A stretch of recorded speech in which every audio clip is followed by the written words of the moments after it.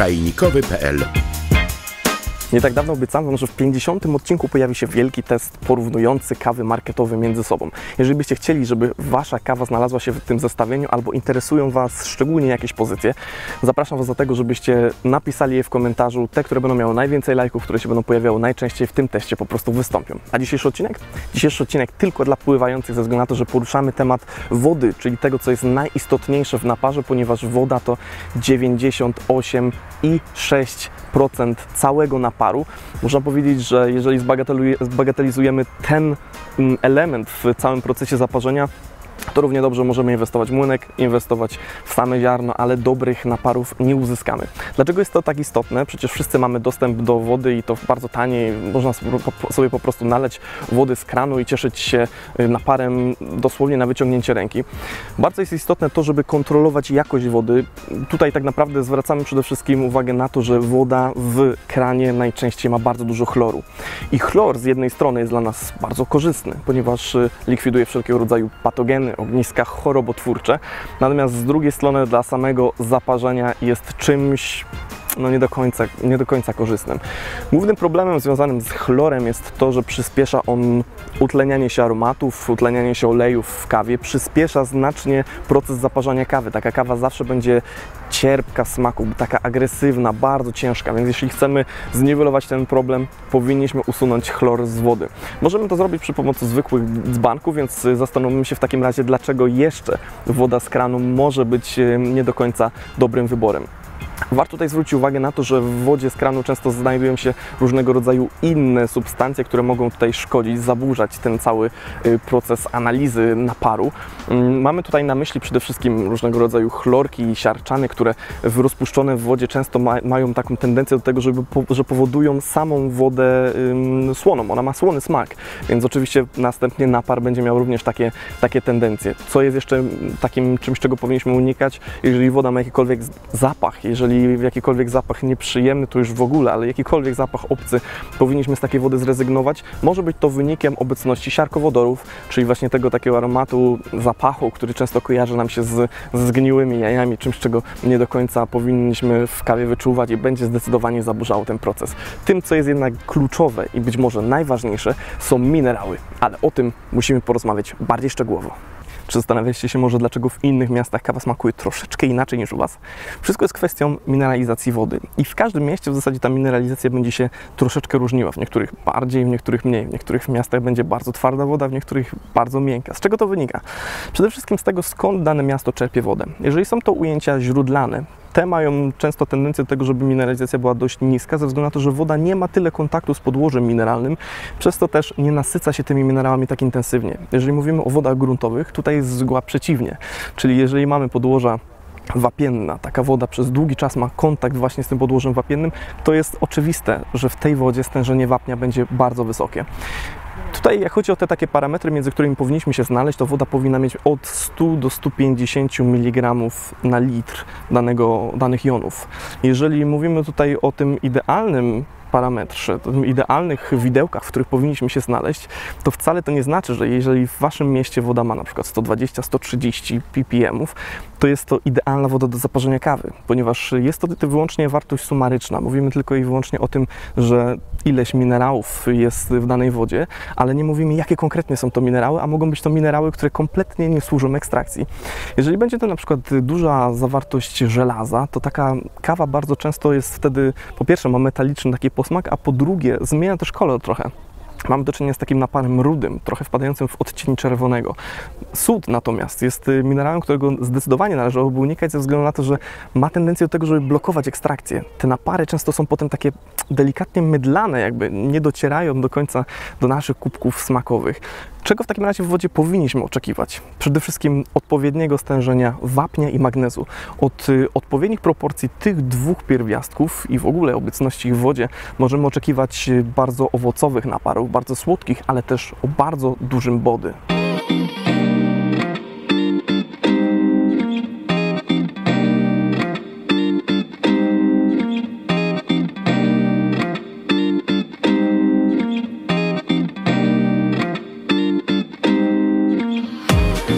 Dla tych wszystkich, którzy czekają w końcu na jakieś praktyczne porady dotyczące tego, jaką wodę dobrać do zaparzenia idealnej czarki kawy, powinniście się uzbroić jeszcze w cierpliwość, ponieważ nie sposób poruszyć tak ważnego tematu, jakim jest woda w procesie zaparzenia kawy, bez dotknięcia kilku kluczowych parametrów, na przykład pH, które w sytuacji, kiedy ilość jonu wodoru i ilość jonu hydroksylowego się równoważy, będzie neutralne. Jeżeli ilość jonu wodoru będzie wyższa, będzie tworzyła jon hydroniowy, czyli H3O+, a tym samym odczyn kwaśny. Tutaj też warto zwrócić uwagę na to, że samo większe stężenie jonu wodoru będzie powodowało smak kwaśny, czyli jeżeli woda już jest kwaśna, tym samym będzie bardzo mocno ingerowało w smak również kawy, a to jest w tym przypadku niewskazane. No i oczywiście z takiej kronikarskiej dokładności, jeżeli ilość jonów hydroksylowych będzie wyższa, w tym momencie mamy do czynienia z pH zasadowym. Jakie powinno być idealne pH do zaparzenia filiżanki kawy? Powinno być neutralne. I tutaj jeszcze warto zwrócić uwagę na to, że sama kawa ma tendencję do tego, żeby powodować zmiany pH, ponieważ ma w sobie bardzo dużo kwasów i idealna woda do zaparzenia kawy powinna zatem posiadać odpowiednią ilość wodorowęglanów. Odpowiednia ilość to znaczy maksymalnie 30-40 mg na litr.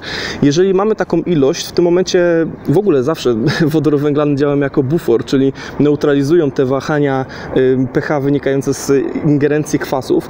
Natomiast w przypadku, kiedy byłaby większe stężenie niż te 30-40 mg, w tym momencie mamy do czynienia z wodą, która jest zbyt twarda. I tutaj też warto zwrócić od razu uwagę na to, że woda może mieć dwie różne twardości. Pierwsza z nich jest to twardość trwała, która jest twardością niewęglanową, twardością wynikającą ze stężenia jonów, na przykład jonu wapnia czy jonu magnezu.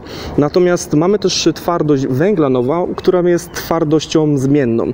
Jest ona twardością zmienną, ponieważ wodorowęglany ulegają dysocjacji pod wpływem temperatury, tworząc węglany. Znamy to bardzo dobrze z kuchni, kiedy gotujemy twardą wodę, mamy na przykład taką wodę w miejscu, gdzie mieszkamy, gotujemy sobie taką wodę w czajniku i nagle się okazuje, że po 2-3 razach już na grzałce gdzieś pojawia się po prostu kamień. Kamień kotłowy, który o ile wystąpi w czajnikach, jest łatwy do usunięcia, bo możemy po prostu nalać octu czy kwasku cytrynowego i pozbyć się tego problemu, ale jeżeli mamy do czynienia z ekspresami, profesjonalnym sprzętem do zaparzenia kawy i w środku, w bojlerze, który przez cały czas podgrzewa wodę i doprowadza właśnie do tego, że wytrąca się ten kamień, mamy do czynienia z bardzo dużym problemem, ponieważ grzałka jest przez cały czas oblepiana tym kamieniem, nie jest tak efektywna, zużywa dużo więcej prądu, nie nagrzewa tej wody tak szybko, jak powinna.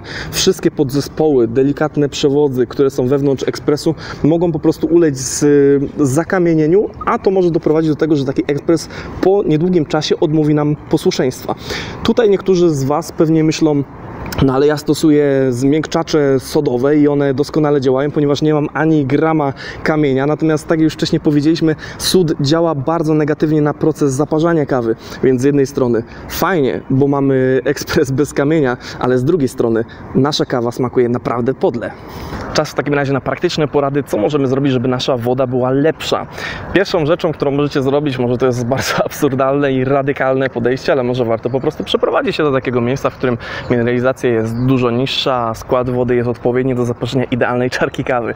Jeżeli nie chcecie aż tak radykalnych rozwiązań, w tym momencie z pomocą mogą Wam przyjść stacje filtrujące, na przykład Aquo, które mają najczęściej odwróconą osmozę, dzięki czemu jesteśmy w stanie zniwelować praktycznie do minimum minerały, a następnie albo prowadząc wodę z obiegu bypass, albo dodatkowy mineralizator nasycić wodę do tego poziomu 100-150 ppm. Takie filtry najczęściej mają też dodatek filtrów węglowych, więc są to filtry, które ograniczają nam ilość chloru, tych substancji, które mogą wpływać na smak czy zapach. No i oczywiście też filtry sedymentacyjne, które ograniczają ilość takich zanieczyszczeń mechanicznych. Do 2 mikronów wszelkiego rodzaju pyły, różnego rodzaju zanieczyszczenia są przez taki filtr oczyszczone. Są to rozwiązania raczej dla kawiarni, natomiast są też takie stacje do użytku domowego, więc możecie sobie znaleźć, są one troszkę tańsze i mniejsze. Natomiast jeżeli nie chcecie aż tak bardzo wydawać tyle pieniędzy, może warto sięgnąć po zestawy soli mineralnych. To jest akurat fajne rozwiązanie dla tych ludzi, którzy chcą sobie poeksperymentować trochę, ponieważ bez żadnego większego sprzętu jesteśmy w stanie sobie kupić taki zbiorniczek z solami do rozpuszczenia w wodzie. baniaczek z wodą demineralizowaną albo z wodą destylowaną i nasycać je minerałami, zobaczyć, jak ma to niesamowity wpływ na smak kawy. Jest to rozwiązanie na pewno dla ludzi, którzy lubią eksperymentować, a dla tych, którzy nie mają kompletnie na to czasu, myślę, że rozwiązaniem będą już wody butelkowane. Jest to fajne rozwiązanie o tyle, że zawsze możemy w każdej części Polski sięgnąć po taką butelkę w sklepie i wiemy dokładnie, jak nasza kawa będzie smakowała. Więc pojedziemy na południe Polski, kupimy sobie tą znaną markę, pojedziemy sobie na północ Polski, kupimy sobie tą znaną markę i ta woda będzie najczęściej taka sama. To jest rozwiązanie dobre dla tych ludzi, którzy mają zbyt wysoką mineralizację wody w kranie, ponieważ kolejnym rozwiązaniem, które chcę zaproponować, jest to dzbanek filtracyjny. I ten dzbanek filtracyjny jest świetnym rozwiązaniem w miejscach, gdzie ta mineralizacja nie jest aż tak wysoka, ponieważ stosuje się w tym dzbanku filtr węgla aktywnego, tak jak wcześniej powiedziałem, ogranicza on ilość chloru, tych substancji wpływających na smak i zapach, ale jest też takie złoże żywiczne, które doprowadza do tego, że zmniejsza się mineralizacja wody, ale zaledwie gdzieś około 30-40 ppm. Czyli jeżeli mieszkacie w takim mieście, jak ja, w Gliwicach, gdzie 380 ppm leci w kranie praktycznie non stop, to ograniczenie tej wartości zaledwie o 30-40 ppm jest wartością zbyt małą i niewiele przyczyni się do tego, żeby ten smak kawy czy herbaty zaparzonej na takiej wodzie był lepszy.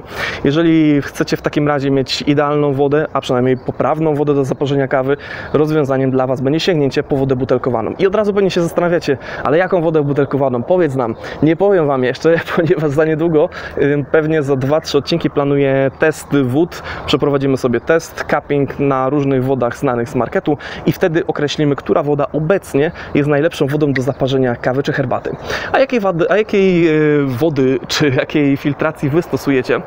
Być może jest to filtracja z odwróconą osmozą, a być może po prostu macie zwykły dzbanek z węglem aktywnym. Podzielcie się tym w komentarzach. Ja chcę oczywiście też wiedzieć, musicie o tym pamiętać, że następny odcinek to jest test kaw, więc powiedzcie mi, jakie kawy mają się tam znaleźć. No i do zobaczenia w następnym odcinku na wielkim teście kaw marketowych i do zobaczenia na czajnikowy.pl.